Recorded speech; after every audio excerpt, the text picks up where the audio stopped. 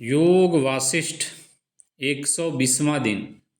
चिदाकाशोऽहम् इत्येव रजसा रंजितप्रभः स्वरूपम् अत्यजन्यो विरूपम् अपि बुध्यते। राम ने पूछा, हे महर्षि, कृपया बतलाएं कि ये तीनों दानव कब और कैसे मुक्ति प्राप्त करेंगे। वशिष्ठ ने कहा, हे राम, जब वे अपनी करनी जानेंगे और विशुद्ध चेतना को अपनी प्रकृति समझेंगे तब वे मुक्त हो जाएंगे। समय पाकर कश्मीर के मध्य भाग में अधिष्ठान नामक नगर अस्तित्व में आएगा। इस नगर के मध्य में एक पहाड़ी होगी जिसकी चोटी का नाम होगा प्रद्युम्न। उस चोटी पर गगनचुंबी अटालिका होगी। ब्याल उस अटालिका के एक कोने में चिड़िया के रूप में जन्म लेगा। उस भवन में रहने वाले राजा का नाम होगा यशस्कर। दानव दाम भी उसी भवन के एक खंभे के छिद्र में मच्छर के रूप में रहेगा। उसी नगर में एक और महल रत्नावली विहार भी होगा। वह राजा के मंत्री नरसिंह का निवास होगा।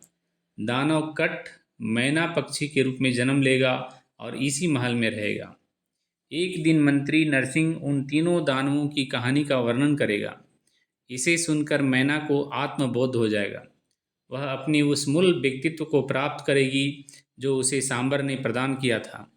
इसका स्मरण करके वह अर्थात कट दानव सांबर के जादू से मुक्त होगा। इस प्रकार दानव कट मोक्ष प्राप्त कर लेगा।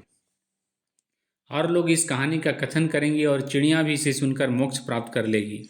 इस प्रकार दानव ब्याल भी मुक्त हो जाएगा। इसी प्रकार मच्छर रूपी दानव दाम भी इस कहानी को सुनकर मोक्ष प्राप्त कर लेगा।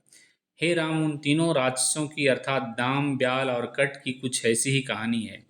ये लोग अपने अहम और लालसाओं के कारण नरक में जा पड़े थे। हे राम, मैं और तुम की सभी धारणाएं अवास्तविक हैं। मैं और तुम वास्तविक रूप में दिखाई देते हैं, परंतु ये सत्य को परिवर्तित नहीं कर सकते। ठीक वैसे ही जैसे कोई मृत व्यक्ति तुम्हारे सामने आकर खड़ा हो जाए, परंतु वे तब भी मृत ही होगा।